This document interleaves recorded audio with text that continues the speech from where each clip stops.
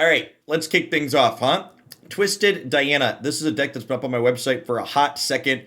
We've not played it yet this patch. I've made a couple of small changes like the addition of Sparklefly here, just a great elusive threat because this deck's always been a deck that occasionally punks people with elusive. We played Lenari Shadestalker as a Nightfall to enable Diana.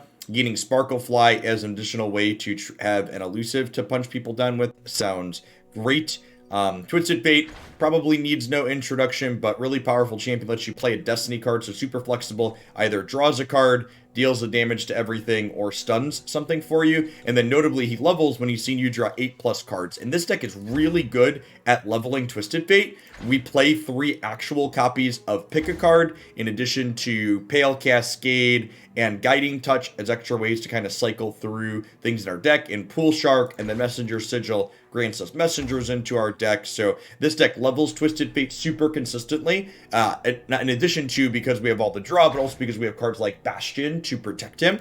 And then we use Diana as a cheap threat that also helps us control the board thanks to her quick attack plus challenger mechanic here. And notably, what might be the best thing about Diana is when you play Diana, she also comes with extra copies of Pale Cascade, which is arguably one of the best combat tricks in the game right now. So let's go ahead and dive on into some games with this and see if this still holds up as we head on into this season of Runeterra. Hey, Corvain, 30 tier 3 and close it on 30 months. 27 is a long time. Welcome back. Thank you for your generosity. I appreciate it. Expired Sandwich. Hopefully you don't stink too bad, Expired Sandwich. Thanks for the follow. Hey, that's awesome, Roth. Kids in hospitals is never a good time. Hope his recovery is swift. So Draven, Zoe. I'm going to mulligan all of these looking for an enabler for Diana here. Their deck's pretty likely to play a 1-drop on one, so I'd really like a Lenari Dustbringer or a Messenger Sigil so I can play her with Challenger on 2. Perfect.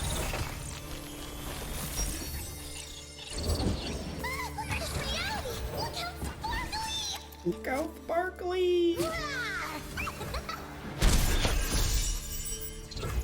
So, Dustbringer here. 2-1 gives us this Dusk Petal that makes the Nightfall thing 1 cheaper, so we get to go Petal into Diana here on 2. Find your own light within the darkness. Yours is a light I cherish, Moon Sister. No deck, just building points. I mean, you could save for Shillionaire Golgari. That's rude. So, it's like, I have mixed feelings on that. So, like, they're gonna get to keep this Zoe for another turn, but, like, they spent a card to keep it. They played another Zoe, actually, to keep it, so... It's kind of a wash, and there's a Twisted Fate. Sounds lovely.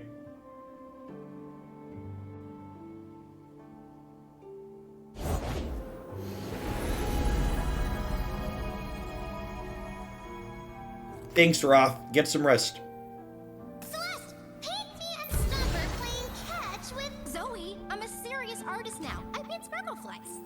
Their deck usually doesn't play too much interaction, so I don't think I'm in the market to hold up Bastion to protect this later, so I think we just go Dustbringer into this, so this way, if they go wide like this, I can play my blocker for their Zoe, which is great. New moon conceals you from our foes.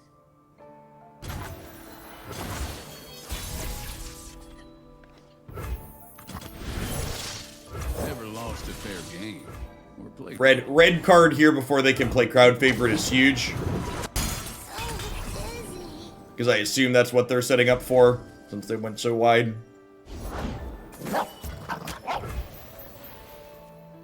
Lady Luck is smiling. They don't usually play combat tricks. I think this attack with Twisted Fate... Oh, you know what? They play Pale Cascade. Yeah, this attack is bad into Pale. They can Pale this. We do not know anything about Riot potentially bringing this, yeah, they must have Crowd Favorite with no blocks there. We don't know anything about Riot potentially porting to Mac. I would imagine the fact that the newer Macs run iOS game style make it an even lower priority for them, but again, I don't really have any insider information. One of the things that's extra sweet about pick a card in this deck is we have these things like Dusk Petal and Gems on occasion that we get to utilize to make pick a card work. This is at 1 out of 8. So if I pick a card, this will go to a 5 out of 8 next turn. And this is 6, so it'll probably level on their next turn.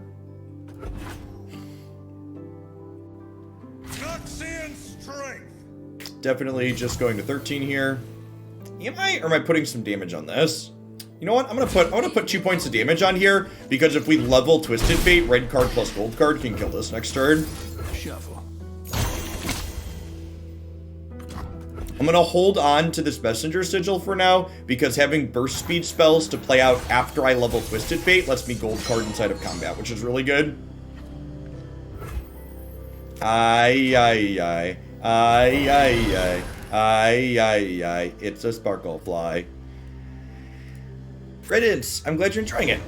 And there's a proactive Bastion that we'll be able to attach to this here Twisted Fate. And then this will put us to 6 out of 8. We'll draw to 7 out of 8. And then this will be 8 out of 8 next turn, which is great. Must we fight? Oh, I'm dumb. They also have a... Oh, you know what? I should have Guiding Touched in response to see if we had Pale Cascade. That attack was obviously very bad for the record. I'd like the record to reflect that attack was very bad.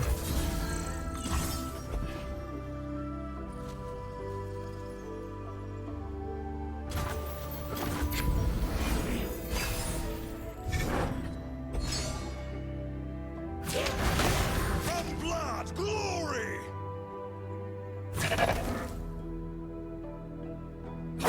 Cool.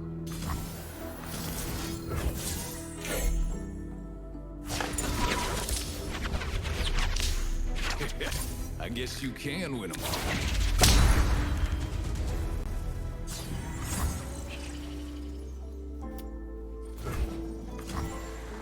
Okay, so...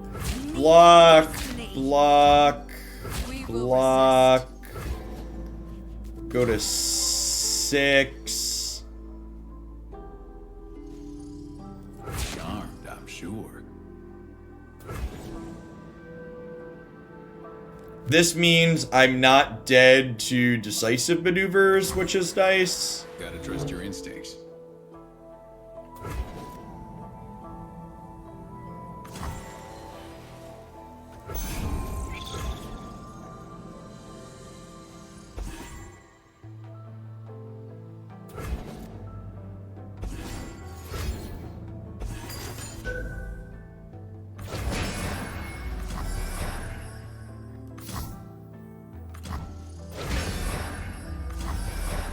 Alright, so I'm going to re-Bastion this because I want to not have him die. Blue as the serpentine.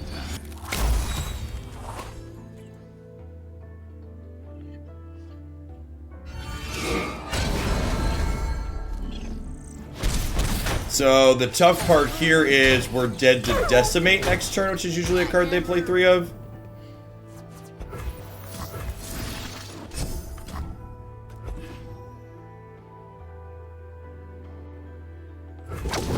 If they don't have Decimate, we've got it. It's really unfortunate we clunked up here. If I would have had one more cheap, if I would have had a couple of cheap spells here, we would have been able to gold card this. It'd be super okay here. But the fact that we weren't able to gold card inside of this combat was a really big deal. We did like a Pale Cascade or another Diana there to be a Pale Cascade for us.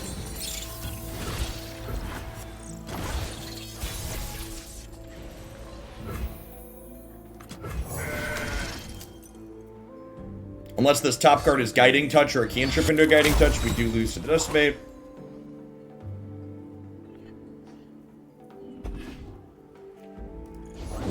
I stand for Noxus! That's actually really good too because it means that I can't gold card this one.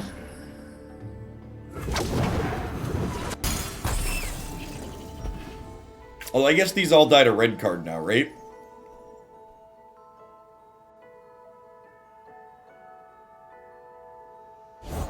Spilled paint is just accidental art. Okay, so...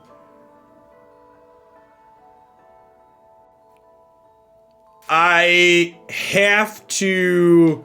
Do I have lethal with just elusives? Oh, I do with the Bastion, right? Yeah, I have the Bastion, right? Yeah, okay. Sweet. Dead in their tracks. And we bash it one of the ones they don't block. We could also do both of these next turn to kill that, but this is guaranteed lethal now. Close game, in spite of the fact that we didn't have the gold card right away, so... Sweet. That's a good one to start. Orbital Pie, thanks for the follow. Welcome, welcome. Alan Den, I think I missed that one. Thank you for the 20 months. Good morning.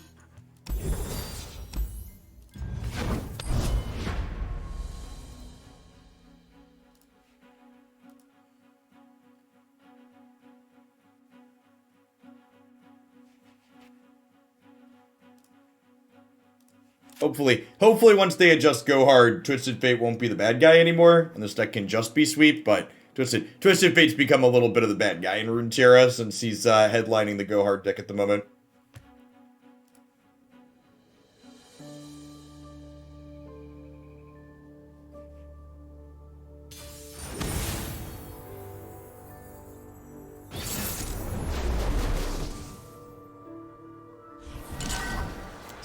Speaking of,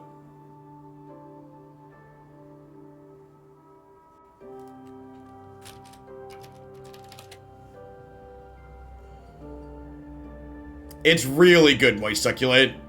Yeah, Horizon Zero Dawn, arguably one of the best games. It's my #1 title ever. It's really good in general. What are we even mulliganing for in this matchup? Sparklefly seems fine to keep to start. It's got 2 points of toughness. It gains us a little bit of life back when they're attacking us.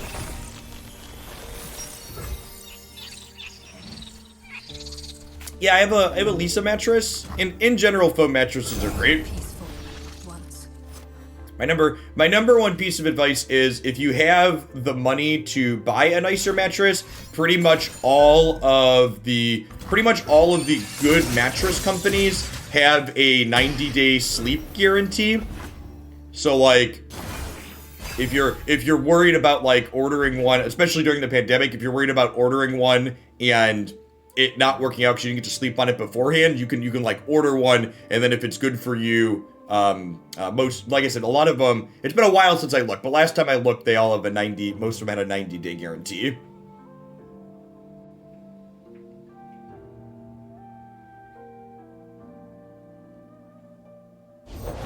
I know what lurks in the shadows.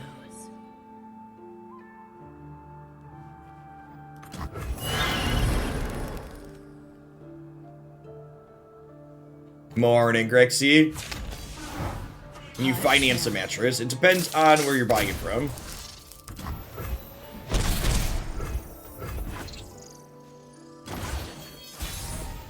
If the deck tracker is giving you issues, restart the stream. Refresh it.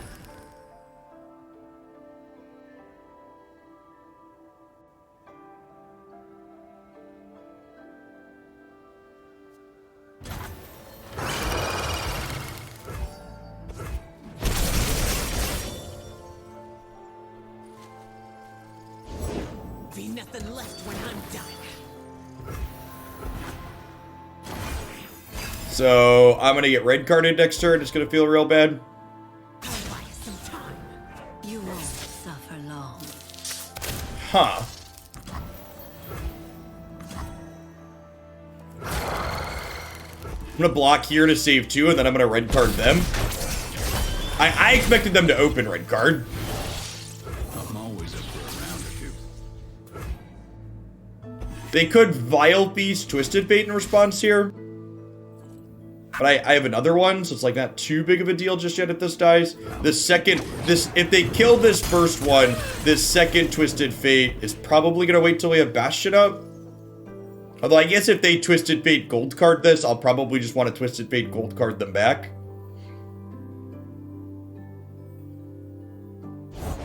Never lost a fair game. Never played one. I'm out.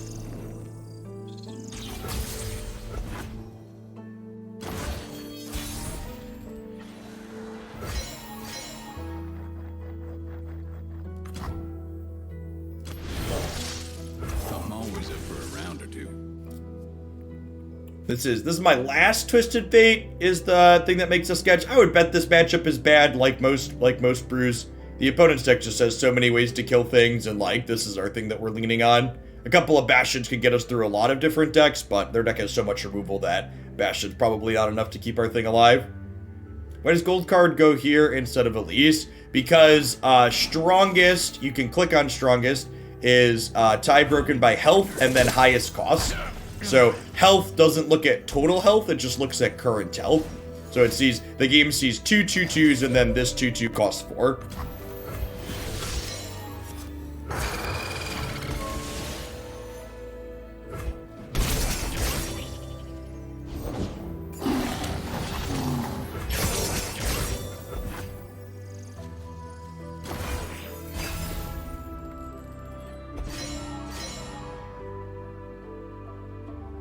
What happens when they are identical? It's random.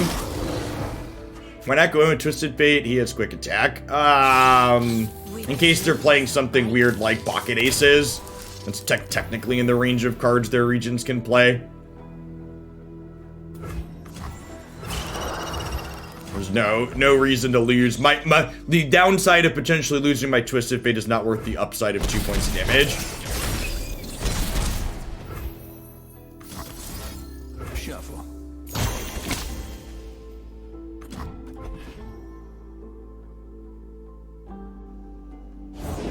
Where do you stand on cold shots?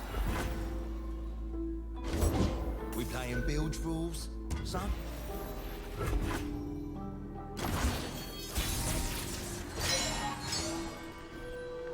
Nice, nice. Good proactive Bastion. Mystical levitation requires concentration.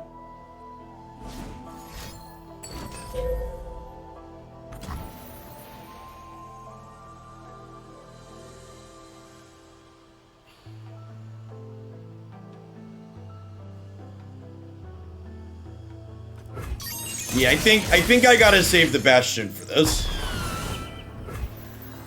Celestial power.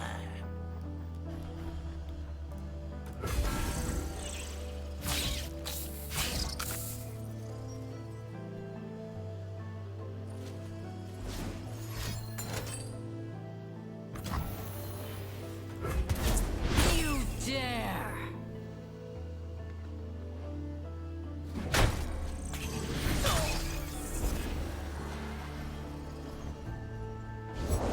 I deal in coins and cards.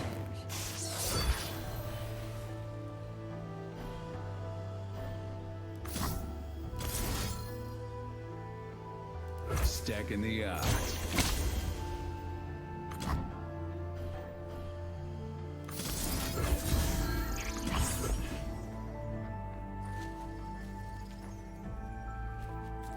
So that was a fleeting Bastion, so we were gonna lose it anyways.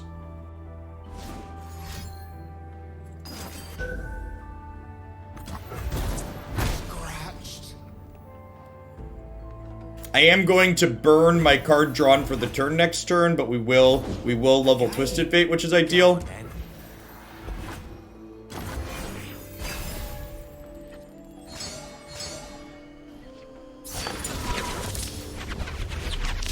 Now. Hired Gun isn't usually a card they play. There's a huge range of cards this archetype can play. Like when someone asked me why I didn't attack earlier, because like there's just a big range of things they could be playing.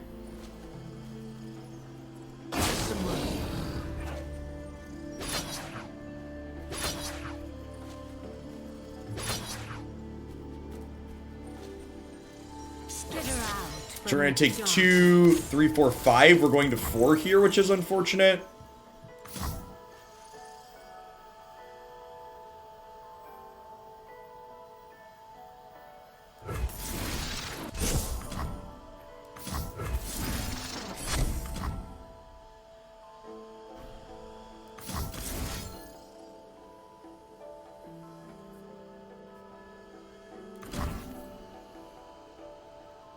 I need to hush something just so... I don't want to... If I pick a card, I can't hold up second Bastion. And I want to hold up second Bastion so I can block Go Hard into... So I can block Go Hard into Ruination or Go Hard into Vengeance. I guess Go Hard into... No, yeah, that works. Alright, I don't know. So Hushing Her doesn't do anything other than play Gold Card, but Gold Card kills the Doom Beast. And this way we end at 4. Instead of being dead to a second Doom Beast.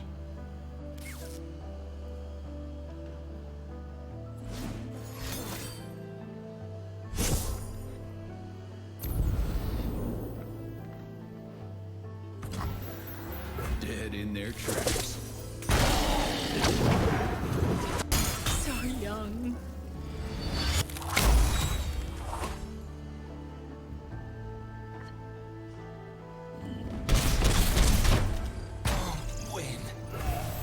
Okay, and then I think we're actually pick-a-carding here again, because it's really important that I find Sparklefly or Guiding Touches next turn so I can gain my life back up.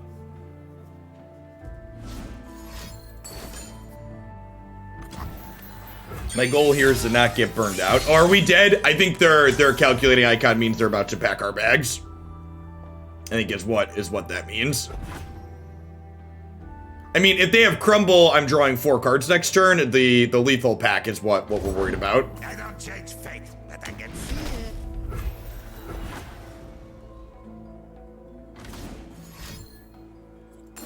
And again, like, why does this card cost 1 mana? Really looking forward to next week's balance patch.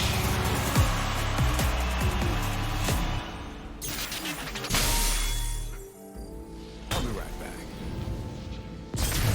So if it's also worth noting too, right? Like that we saw they're definitely nerfing Go Hard. It is above. Well, I don't know if they're necessarily going to nerf Go Hard is a guarantee, but they're nerfing that deck. It's almost, I would assume, Go Hard based on the play patterns and the feedback, but obviously that's not a guarantee. But the deck is over the play rate and win rate threshold, so it's that deck is guaranteed getting a change.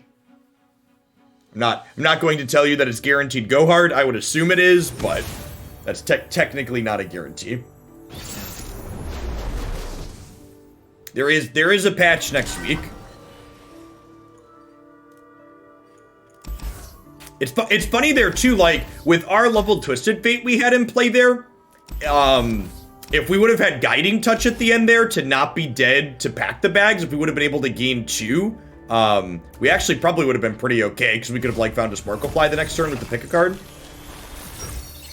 They forced us to choose death or the blade. a game. Go on then. They nerfed Twisted Fate instead. Honestly, I think there's a chance we could see adjustments to both. We will be free. I think Twisted Fate is likely one of if not the best champion in the game. Which honestly, I think if he's not the best, Zoe's in discussion for the best. This was a great draw here, being able to block their Zoe before it attacks us, and then next turn we get to go Dustbringer into Diana.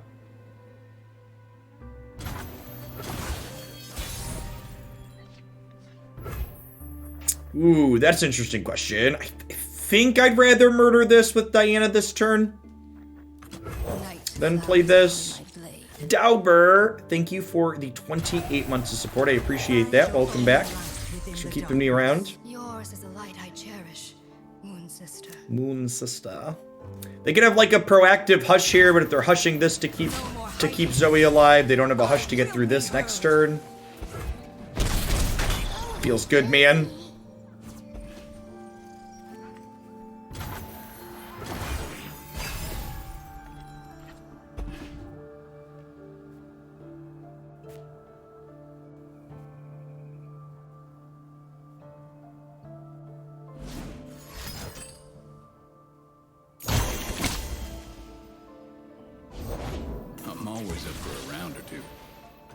Eyes open. Okay, so they're going real aggressive towards leveling their Twisted Fate here. Their deck is probably very similar to ours in all honesty, only with Zoe instead of Diana, looking to be more linear. Looking into the future, I see Purple?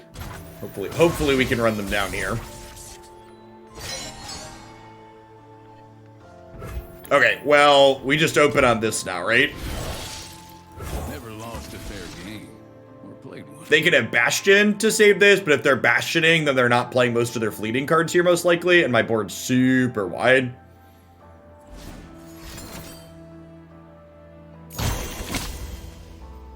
I guess I could have a Pale Cascade to save this. Okay, I mean, they're gonna level Twisted Fate here, but they're almost dead, right? All that glitters. They have a 1-drop to block here? Okay, they do. And then I think I just prioritize pumping my thing with 1 toughness here. So that way Zoe can't trade.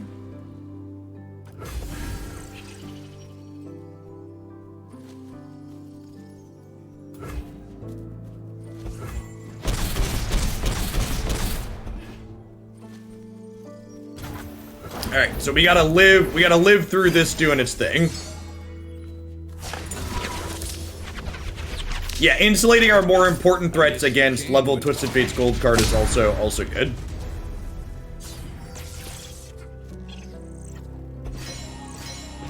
I mean, I have Pale Cascades to protect from red card plus gold card.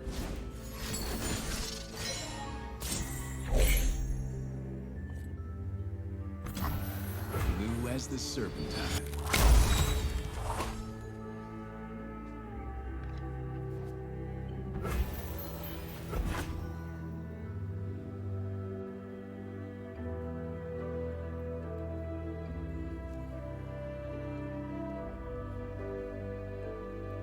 Also, if they don't red card and gold card simultaneously, red card will give me a gem so I can gem this. Man, they've drawn so many cards and they're still just sitting here spinning their tires some more. That seems great for us. I'm a people person. So like I said, I'm gonna go ahead and gem this so that way it doesn't die to gold card. I'm gonna go ahead and play Bull Shark. Go on then. Go on then. Folks.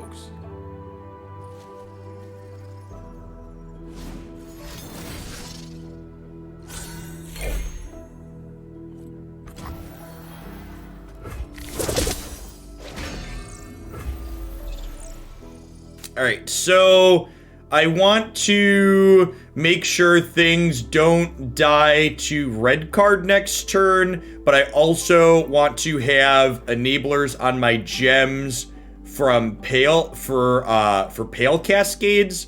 So I think I just Bastion here for the sake of resource efficiency. And then next turn we can open on some gems and some Pale Cascades when we attack. Punchworthy, thank you for the sub gifties. In honor of the election, here's 1 gift sub for every Dem senator from Georgia. God bless. Double Burblefish is very good here. That could easily win the game.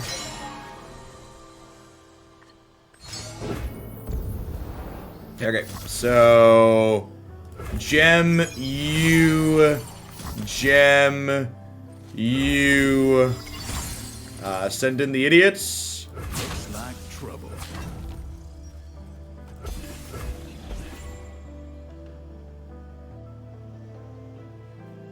And then hopefully a mixture of these plus this lets us be lethal here. So they do level Diana, but Diana doesn't gain quick attack and doesn't gain Challenger and extra attack until she's been leveled and Season Nightfall. So I could not proactively do this and give her Challenger to hook Twisted Fate.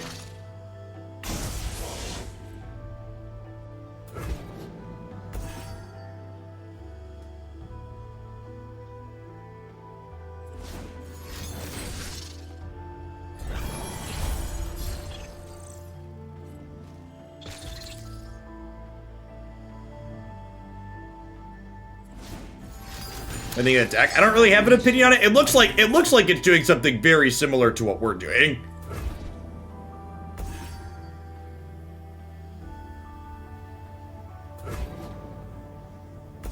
Oh right, and this protects from gold card, which is nice. It looks like a more linear version of what we're doing, which I don't know if that's good enough or not. Cause like, also like they're giving up Zoe for Diana, or they're giving up Diana for Zoe basically. They tried to blind me with resplendence, but they could not break me. Oh wait, crap. Oh no. Oh, I messed that up. Wow, that's so huge. Oh, I punted. So if I would have, all right, I'm gonna concede because I fucked up. Maybe we were fine. I think our twist was still slumbling. So I would have, I'm done with the game. I'm off it. So what happened there is because I leveled Diana with the Pale Cascade, it moved the gold card target to her. If I would have bastioned instead of playing the other Pale Cascade, I wouldn't have leveled Diana and we would have hit them for lethal. A lot going on that stack. And someone had mentioned that earlier, but I was so caught on Twisted Fate soaking the gold card with the Bastion. Didn't I have lethal with one Pale Cascade? I did not. I did not the way they had blocked finally.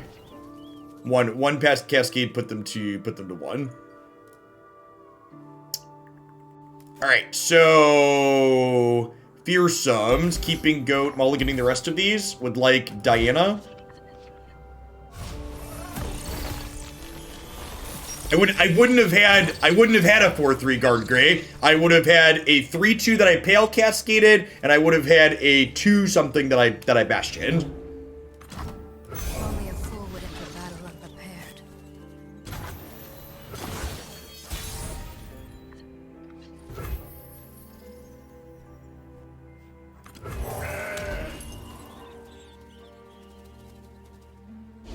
Pale Cassie, the Dustbringer, move the gold card regardless. Stop it, get some help.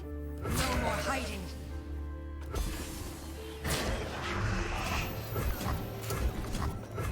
Oh, then I Pale Cascaded the wrong thing. Sure. So, but like you're being pedantic if you're pointing out that I Pale Cascaded this one first. I had a 2/1 and a 1/1. So the correct play was to Pale Cascade the one thing and Bastion the other, giving me a bunch of 3 power things, which would have kept the gold card on the Twisted Fate. So you're right, Twitch chat, that like in actually land where you're currently living, the Pale Cascade target dictated that. But in reality, where we're discussing optimal play and thinking about moving the gold card, we had a route to victory there. Thank you for coming to my TED Talk.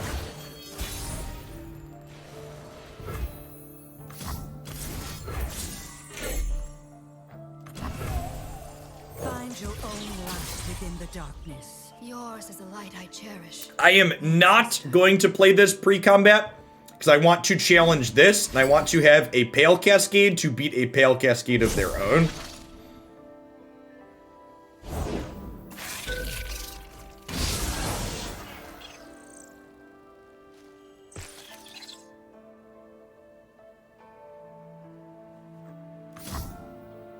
Yeah, I think I need to. I think I have to kill a thing this turn. I cannot turn back. I don't think I can avoid doing that. Heretic.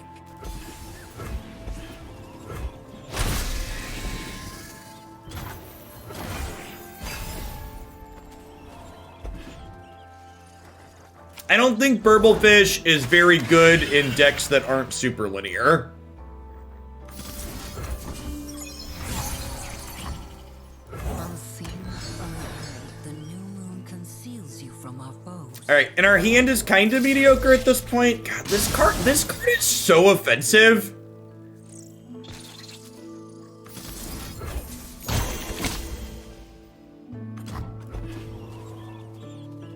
Any reason you chose to kill that one? Because by the time they harrowing, it just doesn't matter.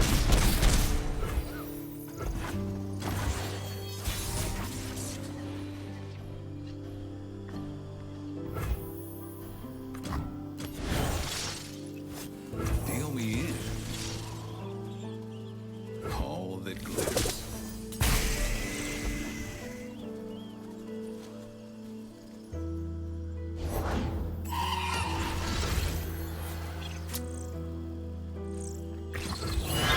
Rather gain some life from this than play a messenger sigil here.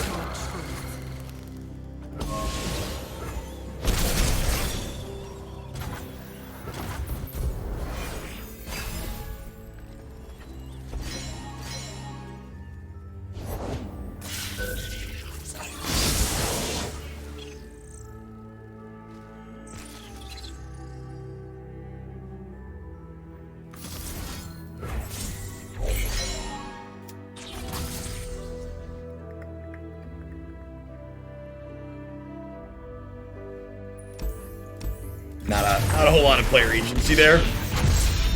Not much to be done against Triple Skitterer. Abandon my beliefs.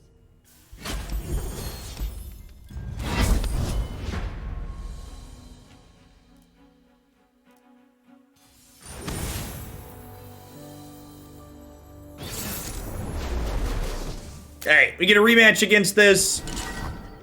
Let's not mess up the key turn this time through, huh?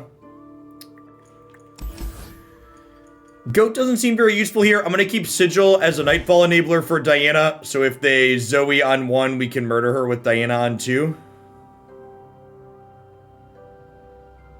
Yeah, I could technically survive that turn that we were in, but that game was over. We could technically Bastion the 2-1 and block one thing and go to 1, but... How'd the expedition with the 7 crescents go? We won very easily.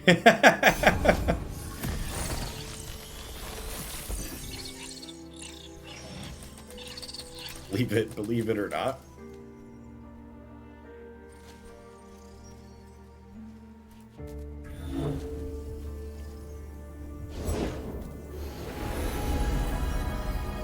No, Zoe on 1. Is their deck broken?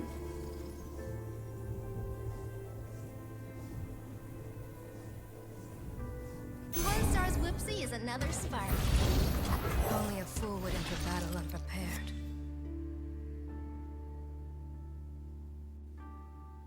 Paint your feelings.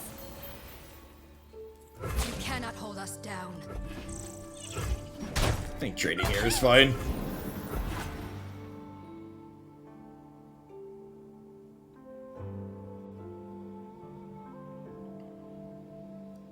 I think we're just passing next turn.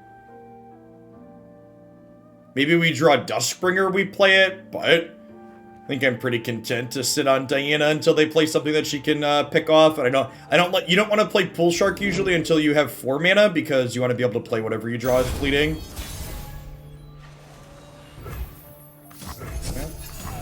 That'll do big. Unheard.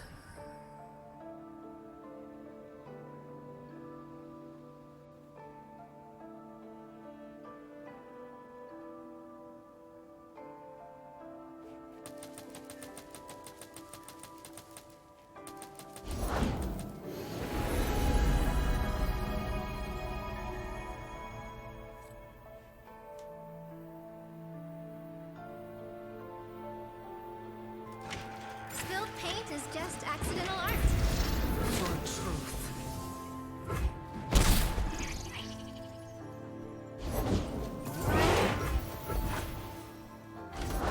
Sun this, moon that. Adults are boring. But Adults they're are pretty to boring. Yeah.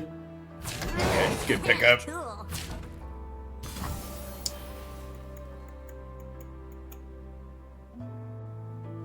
Hide no longer. Block here, so if they Pale Cascade, we trade at least.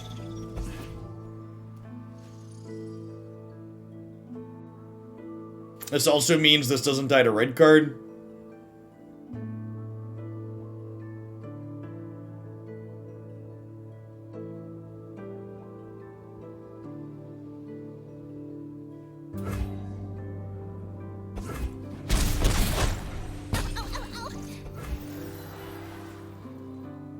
Tens of thousands of Georgians split the ballot. Yeah, I can't imagine voting for like what is the mindset of someone that voted for Warnock but then voted for Purdue instead of Osif?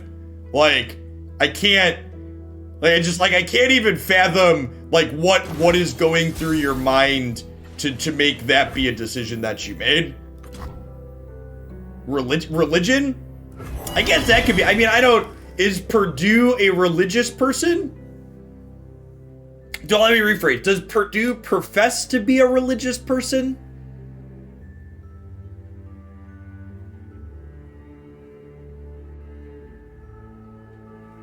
Well, I know Warnock's a pastor. Purdue's the one I don't really know much about. Oh, Osif is Jewish. Ah, okay, so they're bigots. Got it. Religious bigots, specifically. That makes sense. Religious bigotry. Mike the Knight, thank you for the 41 months. I appreciate that. Welcome back. Thanks for keeping me around.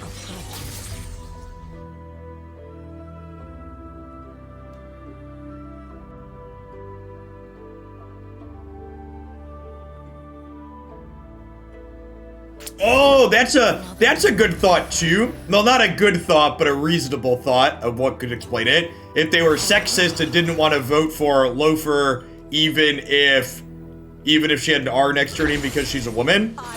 Yeah, that definitely cuts in both directions. Must we fight?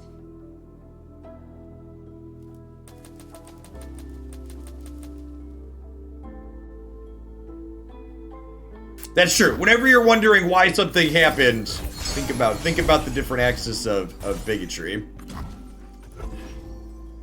All the answers to your question are depressing. They really are, Coley. They really are.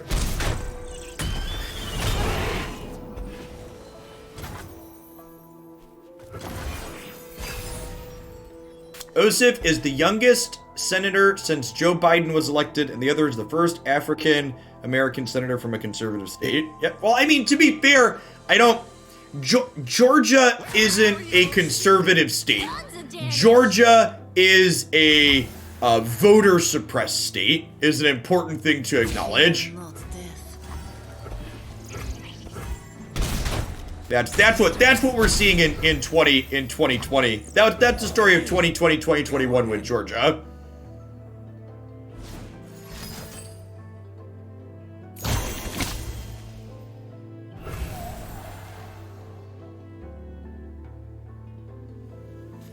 All right, so they picked a card. Honestly, I think I'm just supposed to get my Twisted Fate going here. I'm drawing a fleeting card with this deck, so let's just try and level this before they do. As the Serpentine. And that's true. That is true of a lot of southern states. You're not wrong.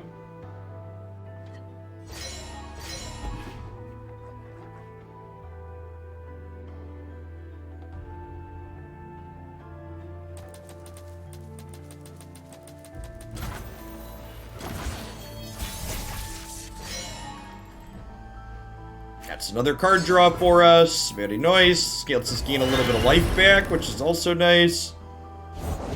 Keep up, keep up.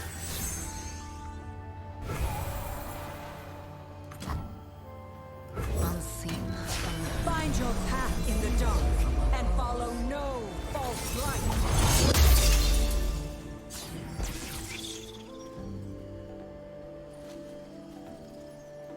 Okay, so we're gonna Pale Cascade this, which triggers Nightfall on her and lets us hook this out of the way and get pretty decent attacks in here. We are not going to attack with Twisted Fate. We do not want to run him into a Hush or a Pale Cascade.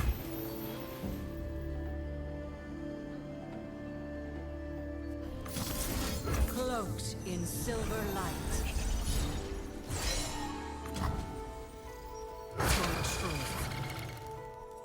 I guess, is there any reason to not play this out here? I don't think so. Yeah, let's play this before we attack too, get some extra damage in. The new moon conceals you from our foes.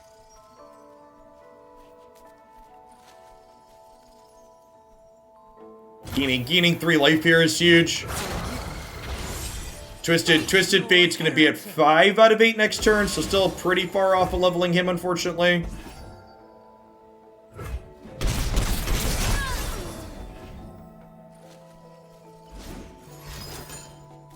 I'm so confused. Why was there another vote? So in Georgia, you have to get over 50% of the vote to win the election, and because of third party and other candidates in the races, both the Senate positions in Georgia, no one got over 50% in November. Soft pass is Messenger Sigil. I don't think I'm gonna play both of them, but putting some dogs into my deck sounds good. It's actually a good thing overall. I agree. Requiring people to get 50+% of the vote is a net positive. Yes, yeah, that rule is a step towards letting people vote for third parties, but then still be able to cast their vote with their conscience or whatever you want to call it. Where you going? Ignorant thrall. All right, so they're setting up red card here, right? Hide no longer. So I think we do this. I think I'm fine losing Diana here. Wellborn Muse, thank you for the sub gifty. I appreciate that.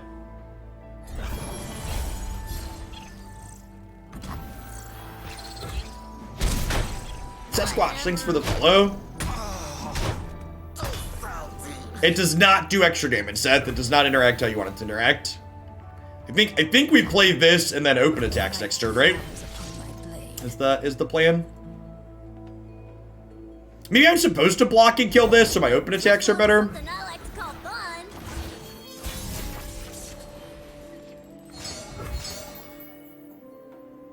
Well, we could level Twisted Fate here. Althamain, thanks for the follow.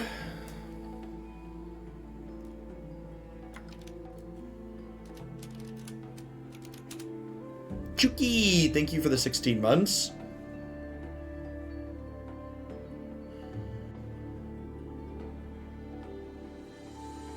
Let's try and level Twisted Fate before we go.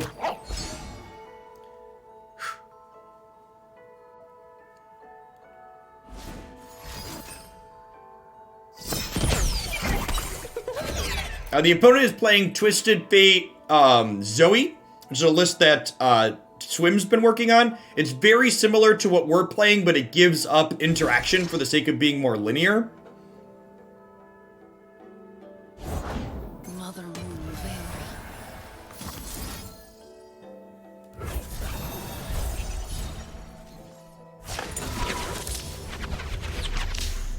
Vera. I guess you can win them all.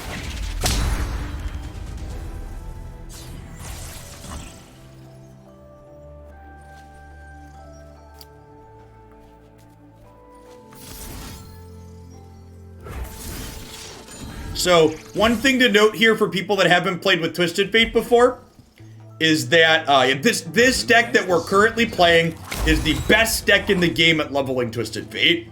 Not only because we're playing actual copies of Pick a Card in our deck, but also because we're playing 3 copies of Bastion to protect him.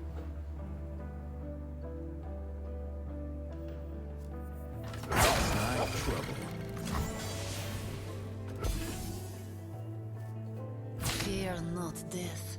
There is assistant! You can't stop me!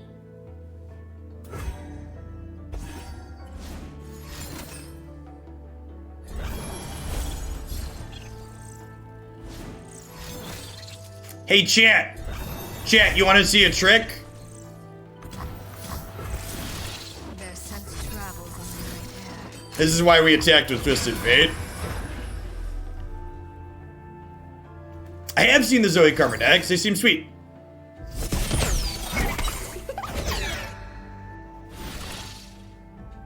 In addition to being great at leveling Twisted Fate, I think this deck that we're playing is also the best deck at using Twisted Fate in the game when he's leveled because of the vast quantity of cheap burst spells that we play.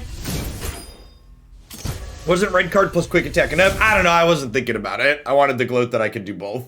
I think you're right. I think it was a 6-5. It was actually better to not gold card there.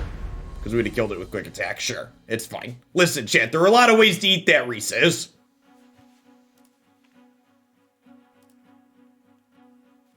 I wouldn't get to style on them.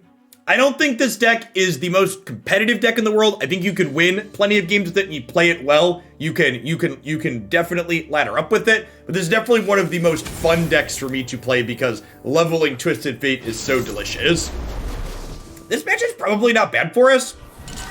Our challenger units and elusive blockers probably go a long way. This is definitely a full mulligan.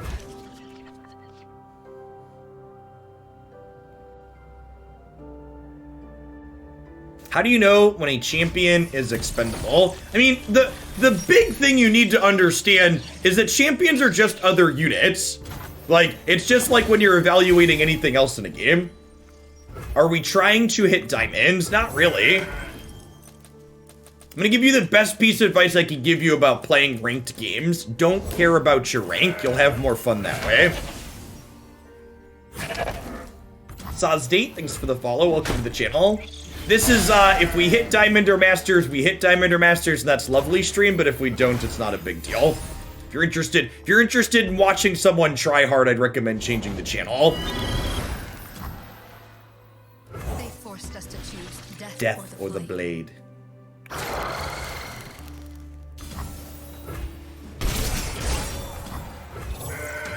Meh.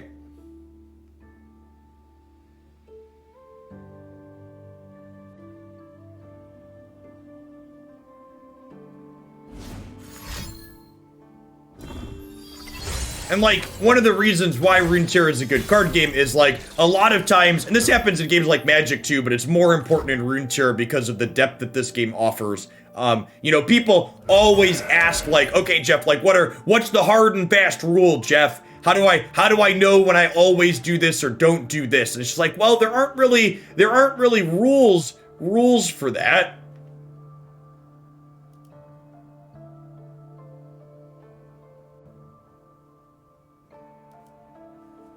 We had a score command. Let's leave the score command what it was, thanks. It's our time. I think if they want to burn a Pale Cascade to eat this, I'm okay with that. I do not want to let them burn a Pale Cascade to eat this, because this, in conjunction with Bastion or other pump spells next turn, could let me kill these on defense. So, let's attack like this.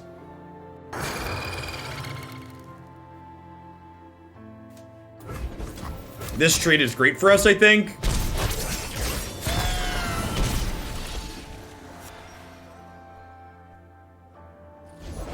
Invisible to the ignorant.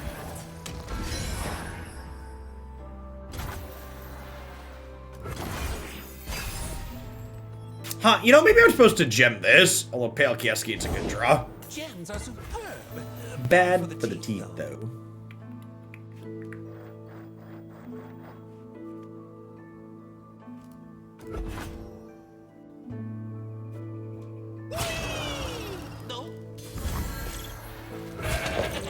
Must we fight? And then if they pale, we pale, and then we can gem this back up.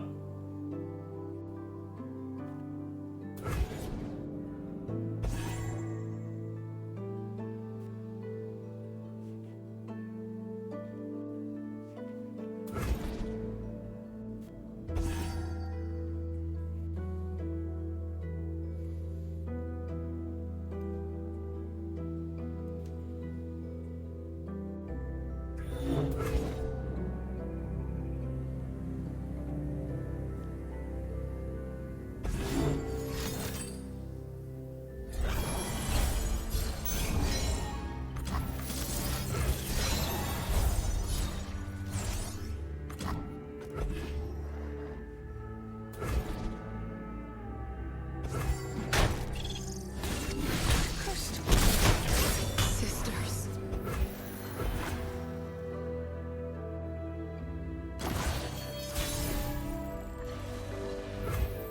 That's a nice one. So their deck, not particularly interactive. So I think we Twisted Fate blue card here. And then we try and get ourselves set up to level this on our next turn. I think is the plan. in the back of this pick card.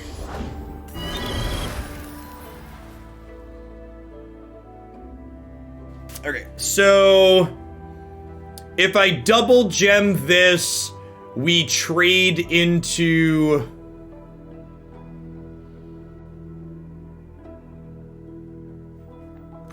I'm gonna single gem this and attack it and see what they do, I think. So I think if they trade a Pale Cascade for this, I'm okay with that. Also, just getting damage marked on this generically is good with the second Sparklefly rolled up here. I think triple gemming this up is not great because of them being able to block with this and Pale Cascade it. Well, I guess if I triple gem, we beat that.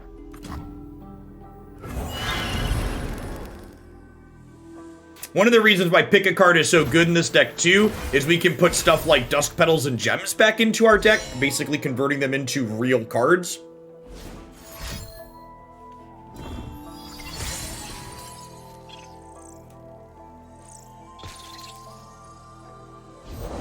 Enter, traveler, and stop staring. Stop staring. All right, so I think we gem this and gem this, so that way this can trade with a 4 toughness thing, this can trade with a 2 toughness thing. So like they'll pump like this probably, we'll block this into here, we'll block this into here, we'll take a little bit, we'll block this into here, get a gem.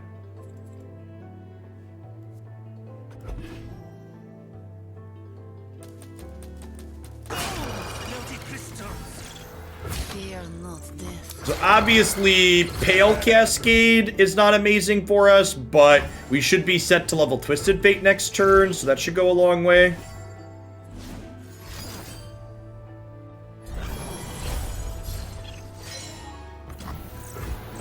Maybe I'm supposed to gem this one more time to play around Pale Cascade. Stacking the odds. I can see that.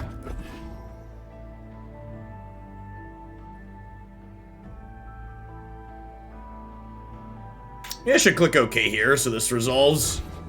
It's actually probably wrong to pick a card on the timing I did there. Because these happening like this is good for us. Now they get a chance to rethink it. Lero, thanks for the follow. Welcome to the channel. Hesitation's a tell.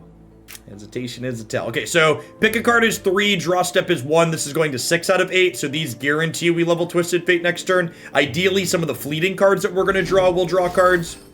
Yeah, this was a mistake here on my part. Although, I guess that's not a big deal, because if I'm leveling Twisted Fate, this is going to die taking 1. I love this deck, Eddie. We played this deck a bunch on stream in the past. I think it's super reasonable. This is one of the many Runeterra decks you can find up on my website. It's lovely. Alright, so we did not find any cards that draw cards off of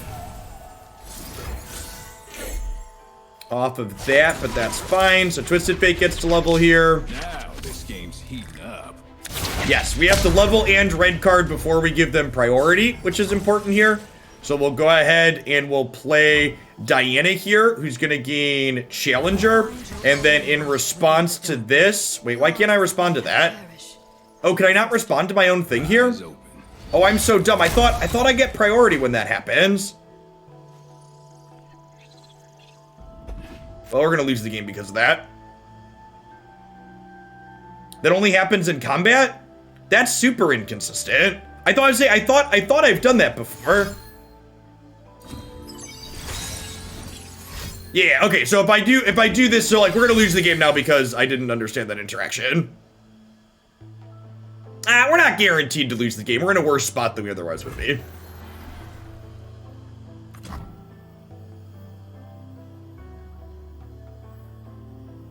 You cannot respond to slow summon spells. Yeah, but you are supposed to be able to respond to your own things on the stack. And that's what Twisted Fate changes that. The abilities are slow. That's just not true. When you play burst and fast speed things, you get to respond to your own Twisted Fate things. So, just gonna give you a 10-minute break there from being wrong. No, there's no patch this week. We will have a patch next week. Riot gave most of their employees the holidays off. I don't know. I think we're still gonna be okay here. Level Twisted Fate's really good, and their deck's not particularly interactive. Only a fool would enter battle unprepared. Light flowers upon thy blade. The promise Not- of a new yeah, next week. moon upon you, bloom tender. Yeah, I agree. As long as we can gold card inside of combat next turn, we should be good.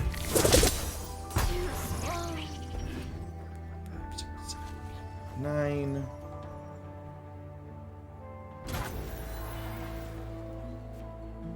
No more lies. No, they literally said the abilities are slow.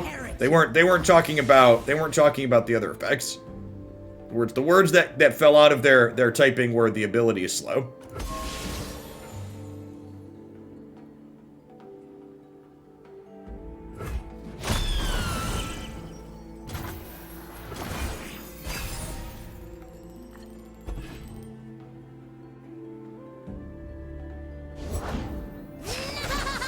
Nice!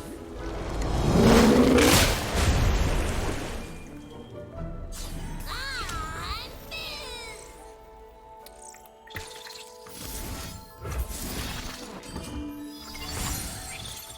Get my blue card. And there, right? Like we get to respond to the blue card because I played a gem. Blue as the serpentine. That's what I was expecting to happen when I played the unit, was to give me the chance to respond to my own ability here.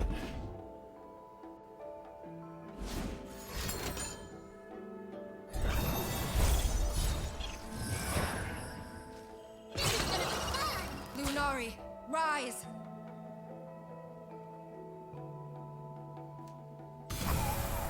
You leave me no recourse. Hide no longer.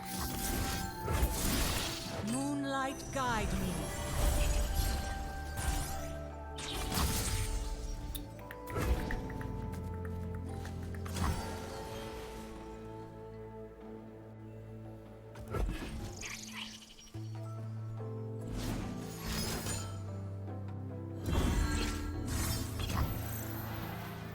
So if we messenger sigil here, this will still die because the gold card will hit this. It'll pop the spell shield. Red card will knock it down to 4. This will happen here. Yeah. Okay. Good.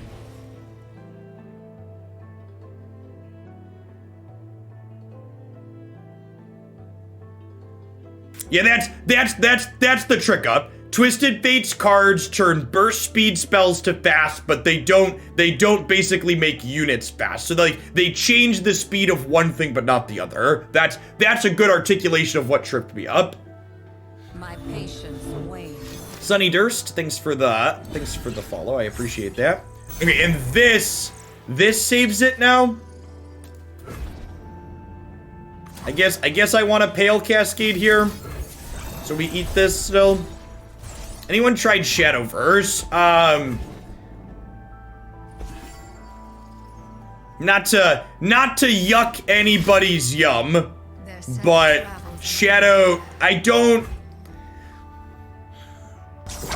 Shadowverse gives big force of will vibes, for lack of a better way to phrase it.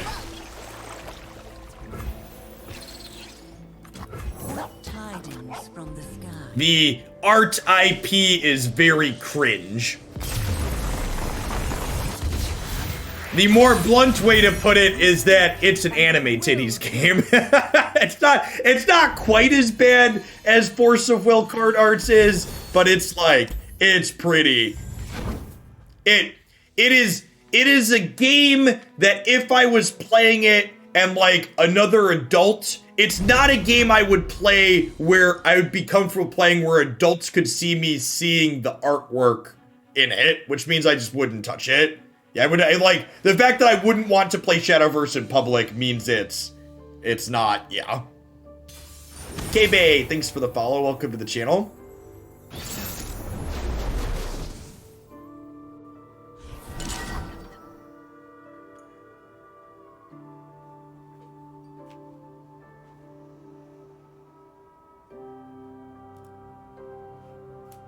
Braum Ionia.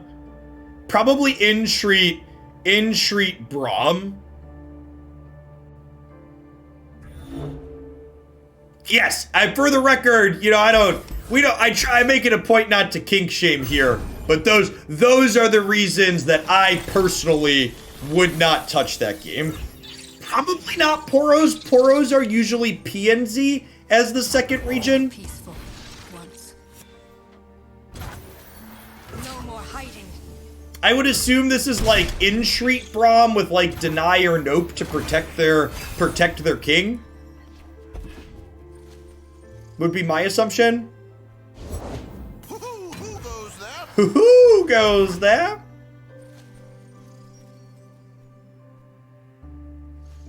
What if my cake is being kink shamed? What's going on, Kojo? Good morning. Is a sea all.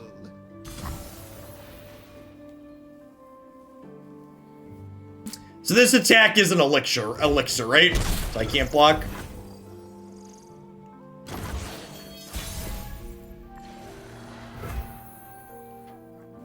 Her flowers bring the moonlight with them. Find your own light within the darkness. Yours is a light I cherish, Moon Sister.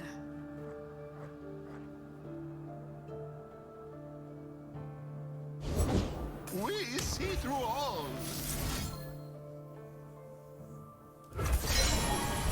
Alright, so if they have an elixir here, it doesn't kill my Diana. So I think I'm into trading 2 points of damage on Diana for an elixir here. Their attack last turn signaled they had it, attacking into Pale Cascade. So would not be surprised for them to save this. This will be a good winter.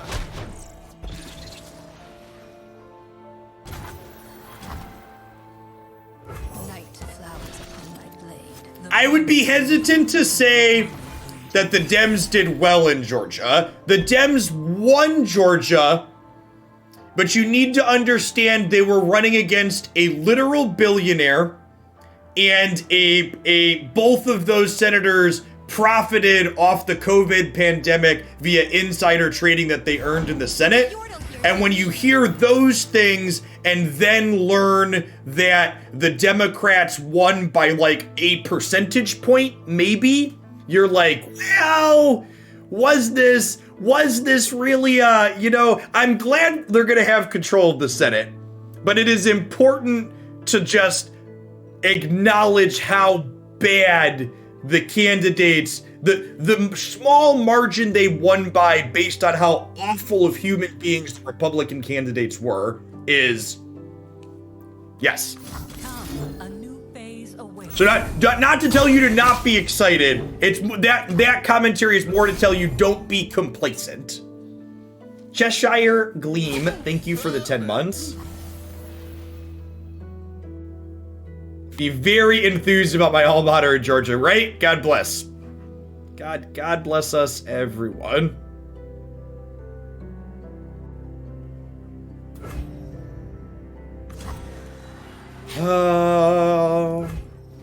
Yeah, the local election was inside a gerrymandered district, though, right? Or was it a statewide election?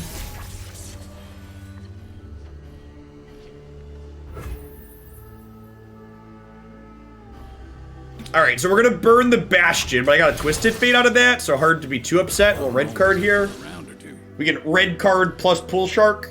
Get Twisted Fate going. Gotta pick a card here.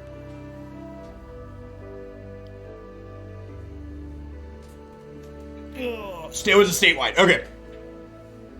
Yeah. So yeah, really speaks to the corruption level of.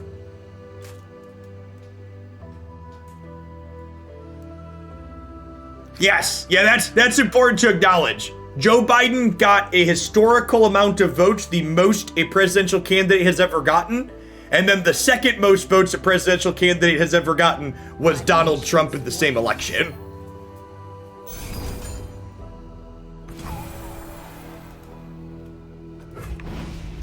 Blessed by snow and stars.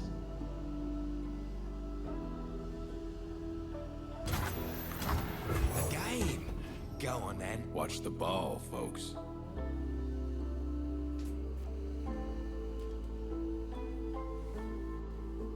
For folks that are new to the channel, I would describe myself as aggressively progressive. We don't constantly talk about politics, but when there's important things going on in my country, the United States, or the world in general, I don't shy away from talking about them here on stream. If that's a turnoff for you on occasion, I apologize. Change the channel. That's a lie. I don't apologize. Just change the channel.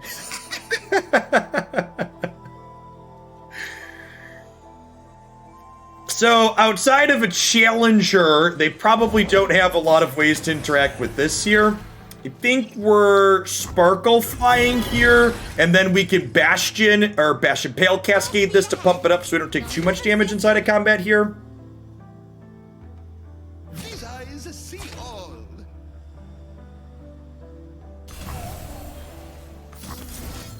I mean, I apologize when I'm sorry. I'm just not sorry if me talking about politics makes you uncomfortable.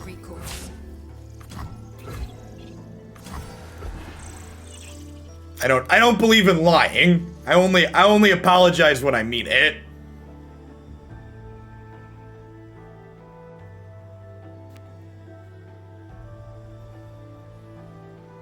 And then with our last 3 mana here, we'll pick a card, the Dustbringer, which will put this to 7 out of 8 next turn. So we just need 1 card that draws a card to level him up and get going here. This would be a good winter. We will be free. Stacking the odds. We'll have 7 total mana next turn, hoping to draw cheap cards that draw cards. Diana's getting ready to level here as well.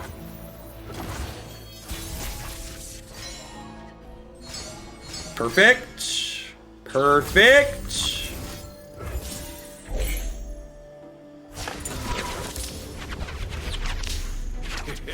I guess you can win them all.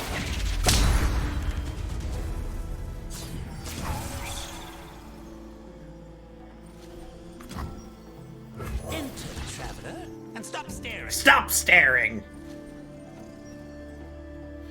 Eyes open.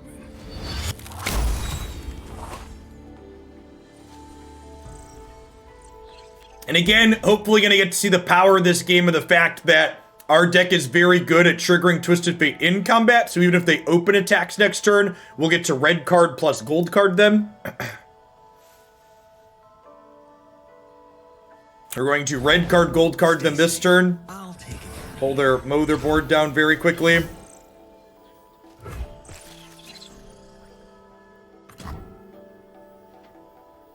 The game. Go on then. Watch the ball, folks.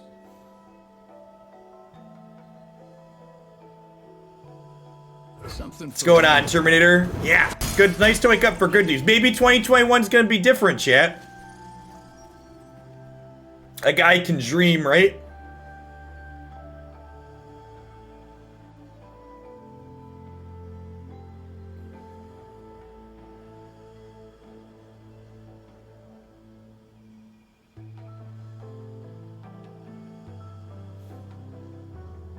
Hesitation's a tell.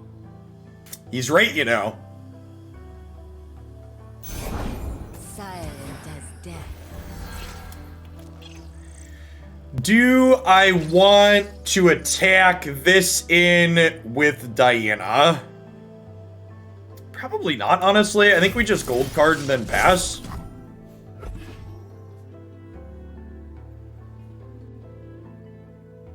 If the Democrats don't push through legislation that is only $2,000 checks to start, they're gonna have started by messing up. They better just pass a clean bill that all it is $2,000 checks. That should be the expectation of what should happen. It's the only thing on the legislation. Relief checks.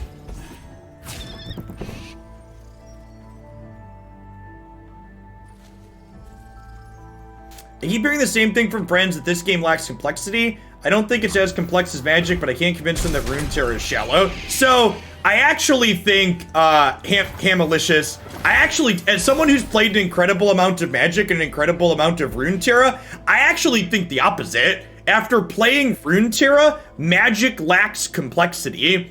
And the easiest way to show that, I think, in an objective measurement is sit down and walk through a couple of games of both and look at the average number of decisions a player makes each turn.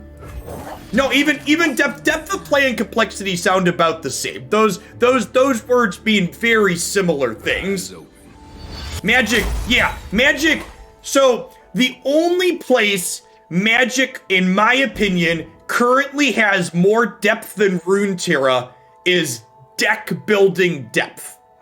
Magic's 26 years worth of cards is technically complexity, but then when you peel back the layer of the onion where 99% of those cards are unplayable trash because of power creep, you really look at what's underneath and go, was this actually complex? Or like, was it actually kind of simple?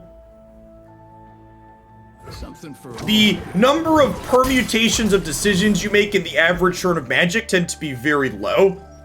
And part of that is there's a couple reasons why Runeterra has more in-game player agency than something like Magic. The first is just by virtue of how the turn structure works in Runeterra, where both players get resources every turn. You get cards back, and you get a card, and you get your mana back every turn in Runeterra, which means that what's the word that I'm searching for?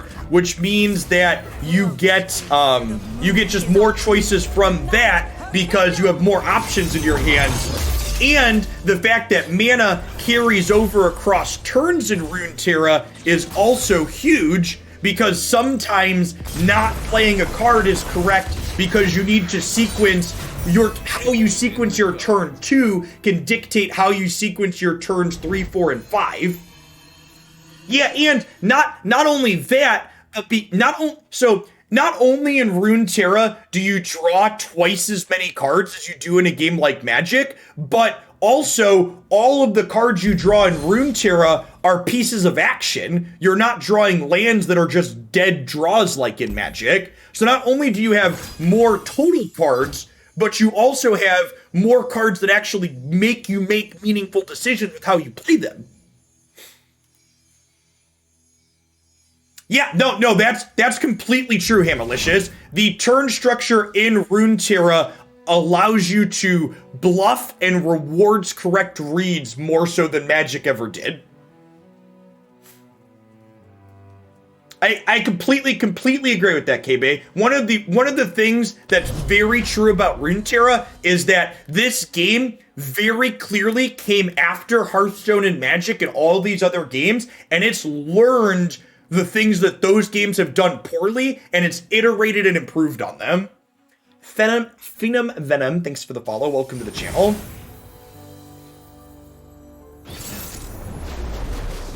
Yes, even passing in Runeterra is a minigame about bluffing. That is exactly correct. Honestly, as someone who's dealt with a lot of old hat Magic players in a lot of instances, a lot of Magic players, and this is not even Magic players, a lot of human beings hate change and don't want to learn something new, and rather than having self-reflection and admitting to themselves they don't want to learn something new, they'll instead make up shit about why the new thing they don't want to learn is worse than the thing that they already know. It is easier for them as human beings to just be like, Runeterra is worse than Magic and I don't want to play it because it's worse, rather than admitting to themselves that, oh, I'm just set in my ways and I'm happy with what I have. Because admitting that this other thing could be better causes them to like, oh, well, if it's better and not just worse, like, should I be doing it? You get that internal kind of crises going on.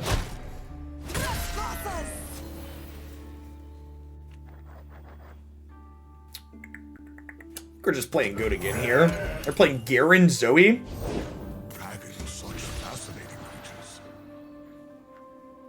Spectre Dragon, thanks for the follow. For people that are new, like Spectre Dragon there, by the way, to give you some background on myself, where my perspective is coming from, before I started streaming Runeterra full-time in October, I spent 2.5 years streaming Magic the Gathering as a full-time job.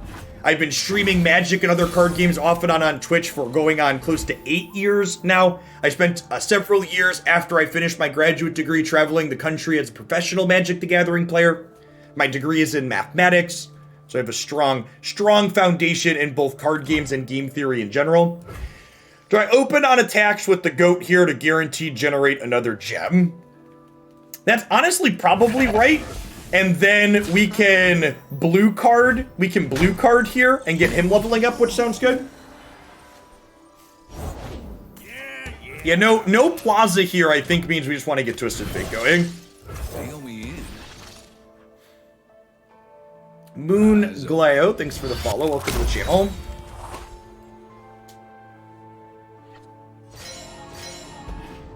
I mean, there's nothing wrong. 2, 3, 4, 5, 6, 7, 8. Magic's still a fine game to play in paper. In my opinion, I would much rather play the myriad of board games I have behind me rather than play Magic in paper, because paper Magic tends to be very expensive. But like, if you enjoy it and you want it as a social outlet, like that's something that Runeterra can't do, right? Like that's a leg up that paper card games have. There's nothing wrong with enjoying a paper card game. If there's one thing the current state of the world has given me, it's an appreciation for being able to interact with other people, or lack thereof in the current state of the world.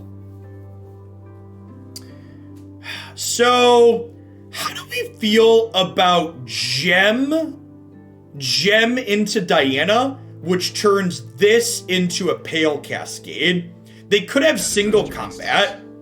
That's a good thought, which means I want to hold a Bastion if they do. All right, I'm just gonna Diana to start and see what they do.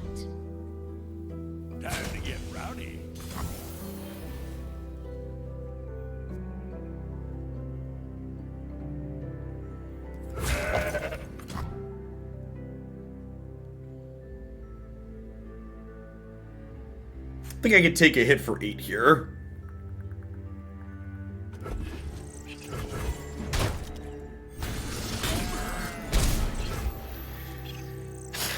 What do we think of proactive Bastion to not waste mana? I think I'm kind of into it. Resource efficiency is going to be pretty important this game.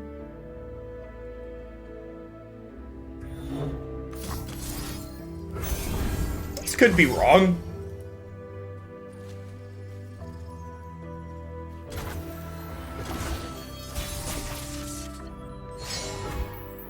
Okay, so Twisted Fate's at 3 out of 8, which means if I pick a card, Pale Cascade levels us next turn. I'm going to open on attacking for 1 and see what they do. Ask me about Dragon. I just may have an answer. 6, 7, 8. So it puts us to 7. Oh, you know what? Maybe I was supposed to gem this so I don't, maybe I was supposed to gem this.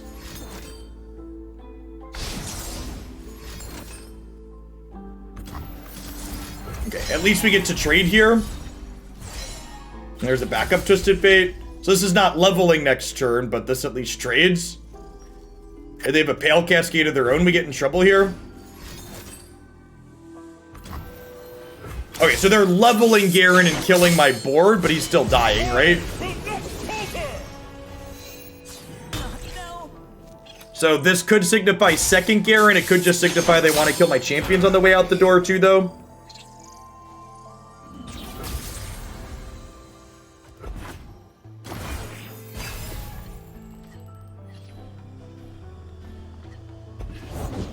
Soldiers, to me! Never lost a fair game. Or played one. All that glitters.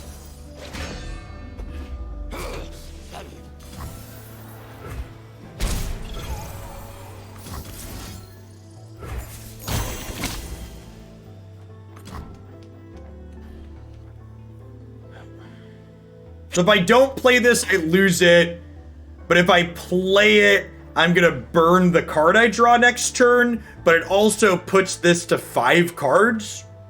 I think that's correct. Game. Go on then. Just try and get this leveled up.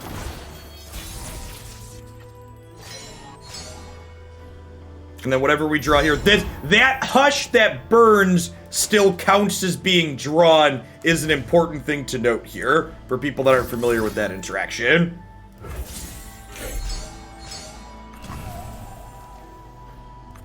We were peaceful once.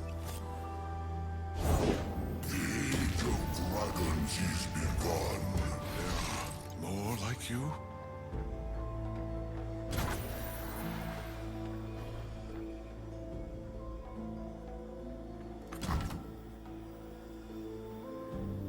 I messed up. I should have played this.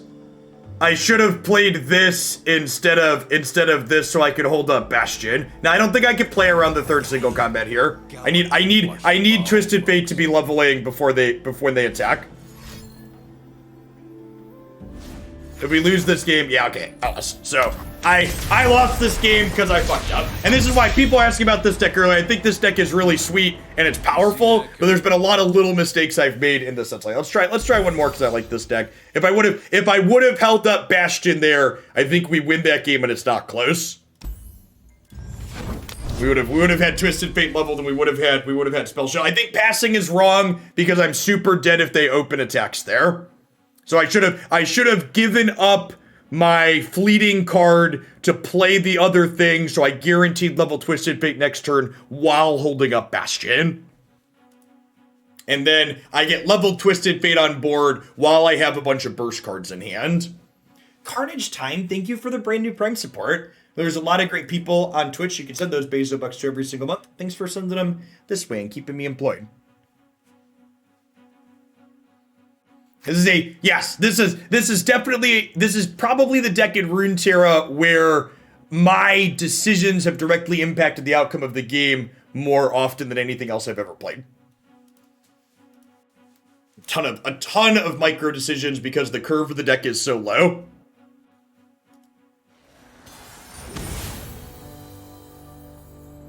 I actually don't think this matchup is terrible. Let's give it a try.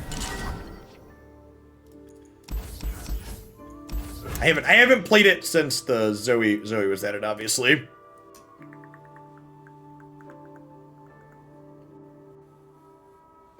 Yeah, mulliganing towards Hush is good. We have 2 copies of Hush, and we have a lot of ways to find it. Not playing this on 1. Generally, the earliest you want to play Pool Shark in this deck is 3.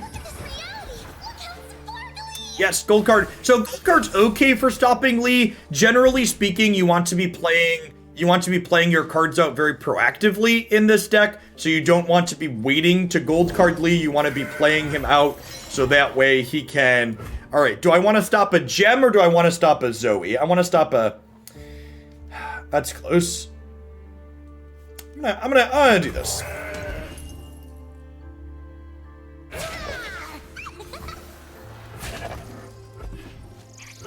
Yeah, I mean, that's one of the hardest things about Runeterra as a game is, no, invoking does not draw a card, is learning when... Is there some kind of bug with Zoe and the Star Chart generation that causes a hang like this? We had a hang like this the other day when Zoe generated a Star Chart. Star Chart can find silences. That's true, but I'm gonna kill her. I'm gonna kill her with Diana next turn, right?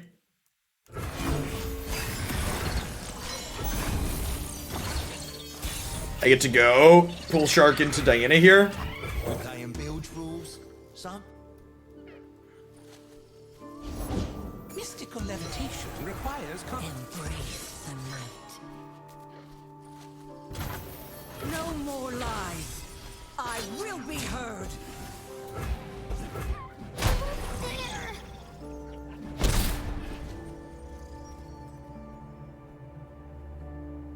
Morning, Gnome.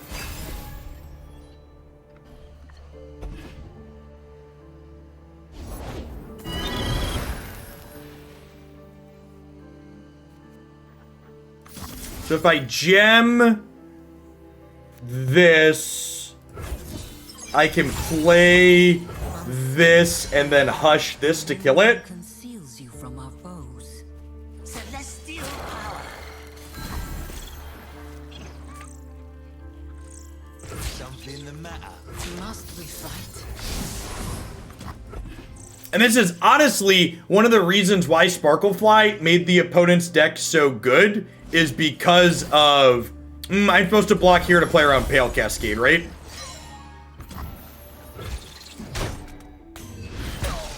If I block like this, we beat Cascade. We trade for it. It's a good thought.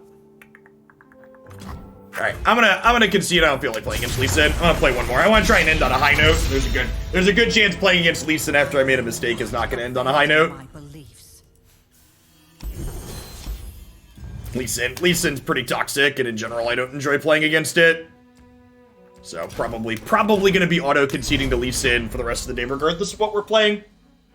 Probably until the next patch. I think that deck is super unfun. Yeah. Lee Sin feels like a Magic card, and I stopped playing Magic to get away from that effect.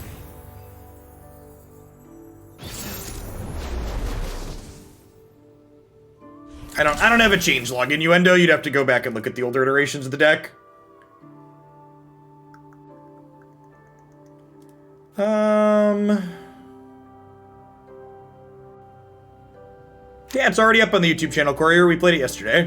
Things go up on my YouTube channel the same day I play them, almost always, unless there's some kind of extra issue. Let's see how we do against a Plaza deck. Plaza might be tough for us. We have a hard time protecting Twisted Fate against Plaza. Rat Kurt, thanks for the follow. Welcome to the channel. Light flowers upon my blade.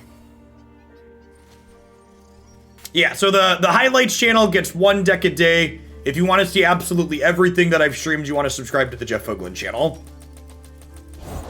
That is the stream archives channel that gets all the stuff.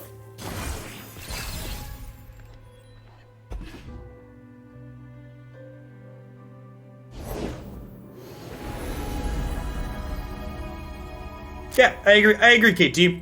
The Lee Sin's design effectively makes combat not a way to interact with him, and combat is the best thing about Runeterra, so having a card that ignores combat is real awful. Has the highlights channel been gaining traction? Not really. It also takes a while for things like that to pick up, though, so... I don't know. I intend to do the highlights channel, I think, for a minimum of 4 to 6 months, but if it doesn't pick up past that, I'll probably stop putting in the extra effort. It takes me probably 20 minutes a day extra to put a highlight together, which is a lot of extra time for minimal upside. Are we opening attacks here? I think we're opening attacks here before they can Leona me. You split the stream archives to different videos for each deck, or is it one large dump? Man! Alright, I'm timing you out so you can take 10 minutes to go look at my YouTube channel. How have you been here subbed for 4 months, and you gotta ask that question? Come on now. Click on each of those links. It's really good, Spectre Dragon. This game is the future of card games. I'm not sure we can actually beat this card.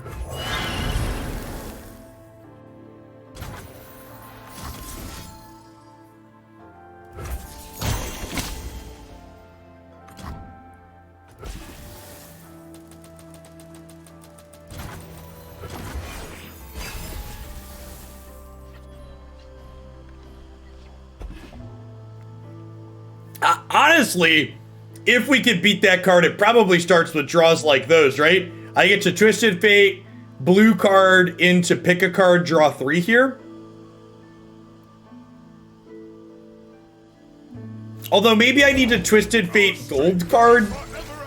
Yeah, I think there's a good chance if I pass here, my opponent... I guess I could pick a card proactively and see what they do, soft pass. Let's do that to start. If they don't attack and kill the Sparklefly, though, we'll need to play this in gold card them. Devotion through battle.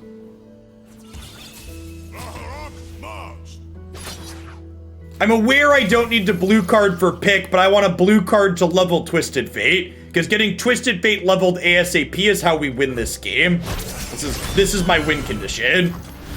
So getting to blue card here means that next turn we're drawing 4 cards. He's going to be at 5 already, which makes it incredibly likely that I level Twisted Fate on their next turn.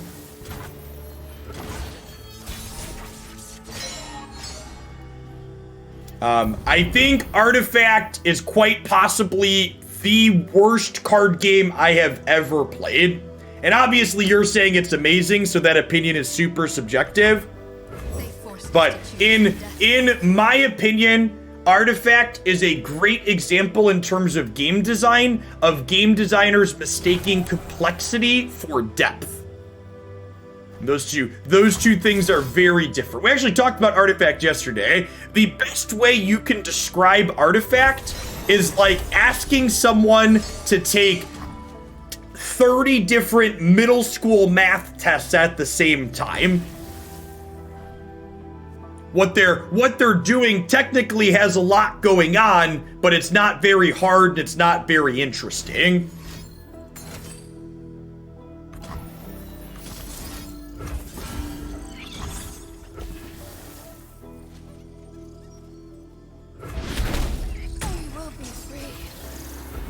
All right, do you have a single combat or do I get to level Twisted Fate?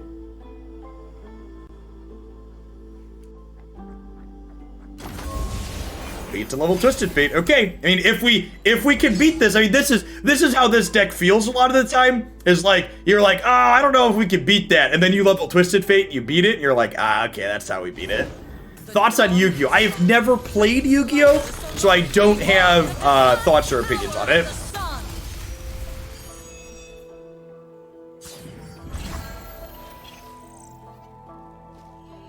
Yeah, Runeterra has the worst part about Runeterra is that it's hard to recommend decks because there's so many competitive decks. I can't just tell people this is the deck you definitely want to start with because there's so many that are great. Looks like I'm on a hot streak.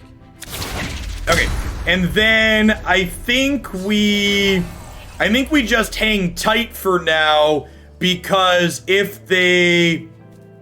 Actually, I probably want to gem something, right? Let's gem this for now. Do I need to gem that? I think I want a blue card here, right? Gotta trust your instincts.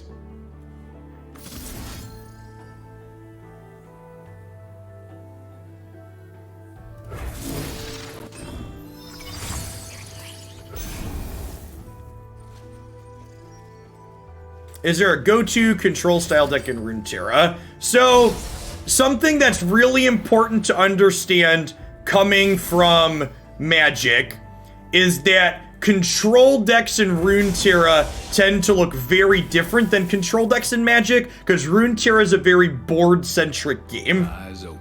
So Runeterra doesn't give you the I'm gonna counter absolutely every play that you make and I'm not gonna play to the board style gameplay. That is explicitly not gameplay that Runeterra facilitates. Twisted Fate always plays his cards in the same order. He's always blue card, red card, gold card. Their Hush there was really good. Their Hush into a second unit means they're gonna get to kill my boy. Which is unfortunate.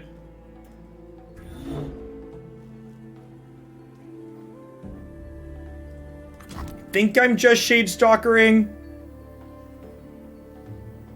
That's true, when he's leveled. When he's unleveled, you get to pick which of the ones you play. Let's play Goat, actually, as an extra blocker.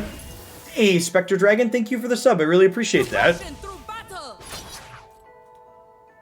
A great way, if you're getting into Runeterra, by the way, and you're looking for things to chat and talk about, the subscriber Discord server is a place that I'm active and lots of others in the community are as well. Great place to talk to others and ask questions as you're picking things up. Yeah, no problem. Always always on the run.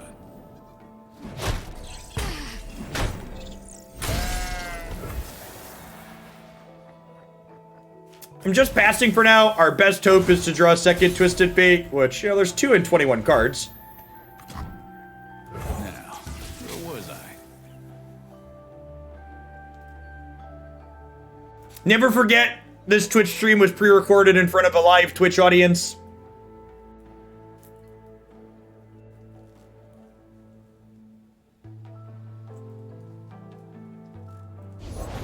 We will not suffer unbelief.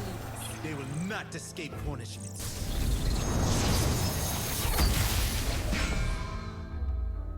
A shieldless warrior is a reckless fool. We've no need for shields. Our hearts are laid bare.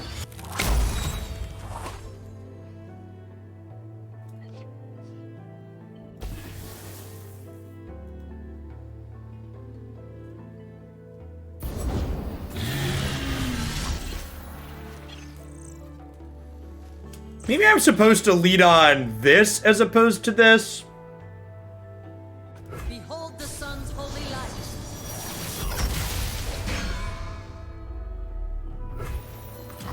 Unseen, unheard, the new moon conceals you from our foes.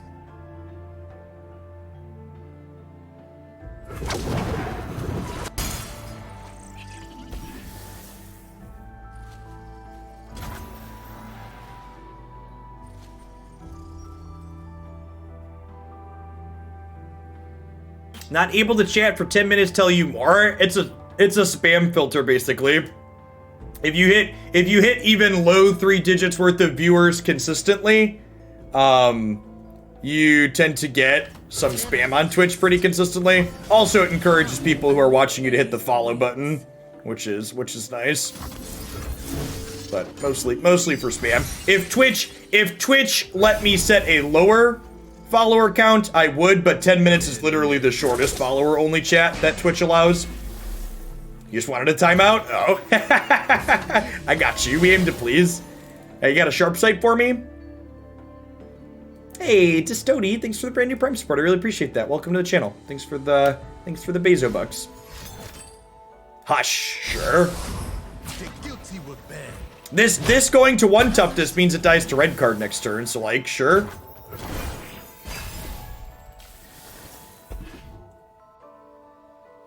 The question is, are we going to be able to keep this alive?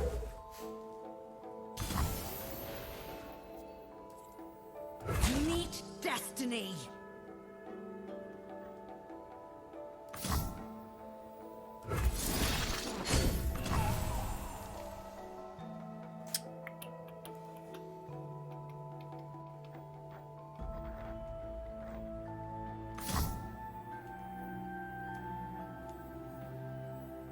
Am I proactively bastioning here? I think I am.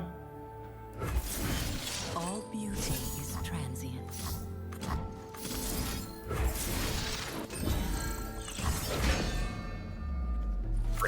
Pretty decent combat.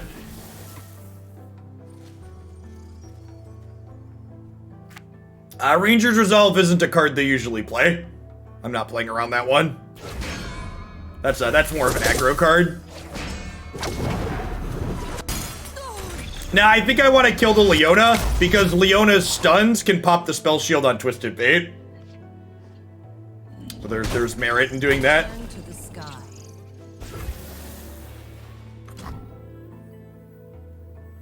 Unseen, unheard.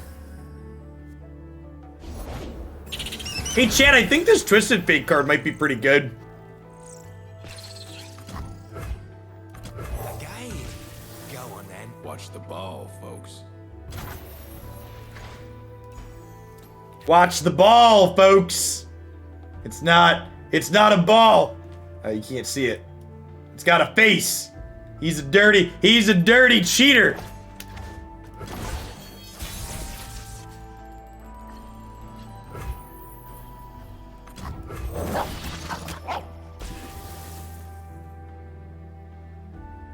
Soak it in.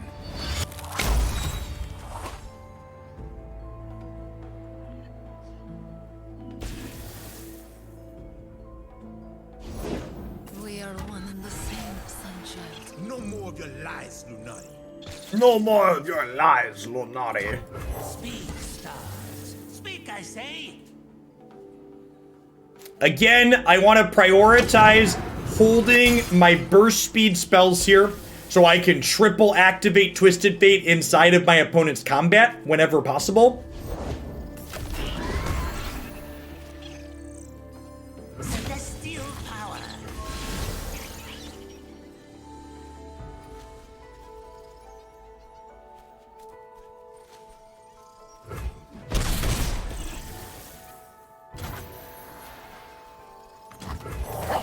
Make sure we get our gold card in here. And there's a backup. There's a backup Twisted Fate.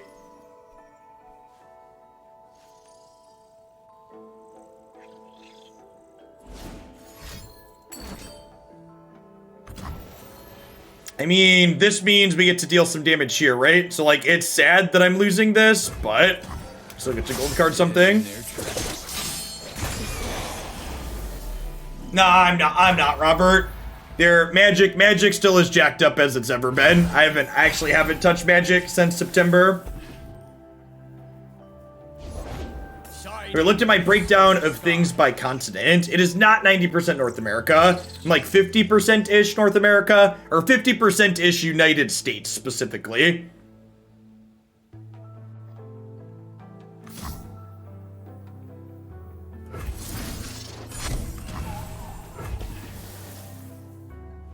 Yes, yeah, the Messenger Sigil is a card people often ask if they can cut, and it's not only important for playing your burst spells inside of combat, but the dogs help you not deck out in long games with Twisted Fate.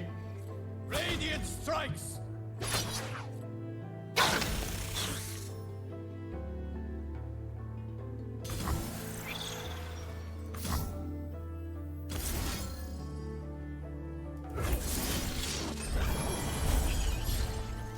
I mean, to be fair, Runeterra does have a ranked Eternal format on Arena now. It's just overrun with Uro and Muxus, so, you know, dealer's choice. And if they have a pump spell to kill Twisted Fate here, I have backup Twisted Fate.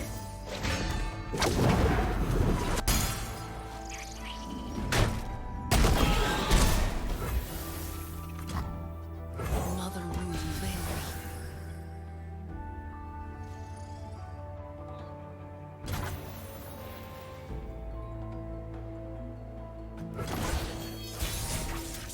I mostly do Runeterra these days. About 2/3 to 3/4 of my streams are Runeterra, Robert. If you haven't tried it, I'd highly recommend it. But also been doing single player story stuff. We just finished up the Final Fantasy VII remake, which was quite excellent.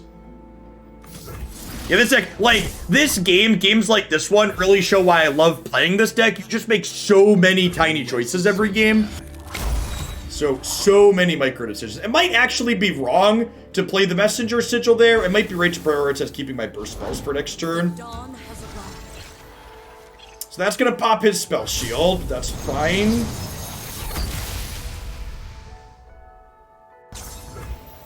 Yeah, we're gonna finishing Witcher 3 is the next thing on my list.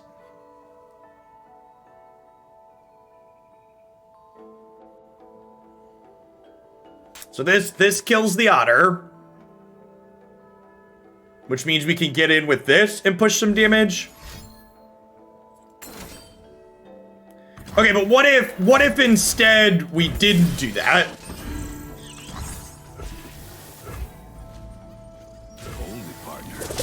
Hold it, partner.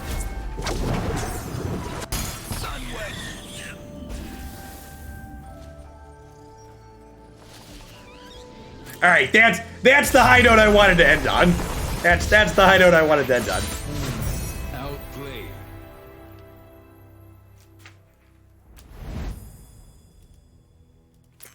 Having some server issues today?